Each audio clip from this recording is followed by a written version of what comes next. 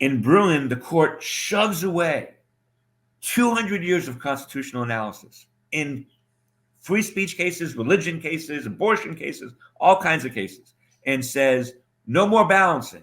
It doesn't matter what the government's current, this is the amazing thing. It doesn't matter what the government's current interest is, no matter how strong it is. It doesn't matter. What the government has to show is this kind of law has been regulating firearms since 1789. And that's the thing, Ryan Go. So these AK-47s and other weapons that are really weapons of mass destruction weren't around in 1789. So we couldn't have regulations on them because they weren't around. But under the Bruen test, that means they can't be regulated.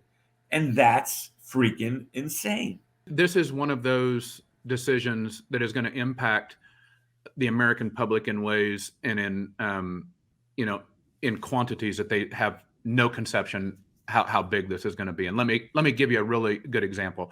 The way that many crimes, gun crimes and murders and everything else have been solved for many decades is when a crime happens, the police, they get the gun that the crime was committed with. On that gun, per federal law, is a serial number. And it's one of the most egregious gun crimes for you to carry carry a gun without a serial number or to remove a serial number from a gun. It's regulated in 1934 National Firearms Act.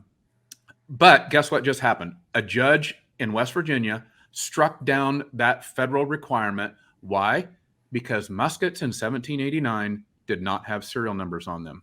And so if this sticks, this means that serial numbers possibly could not be required on guns. And when gun crime happens, there's no way to trace the gun and figure out how all this happened. That is one of about 100 different things that are bubbling up in the courts right now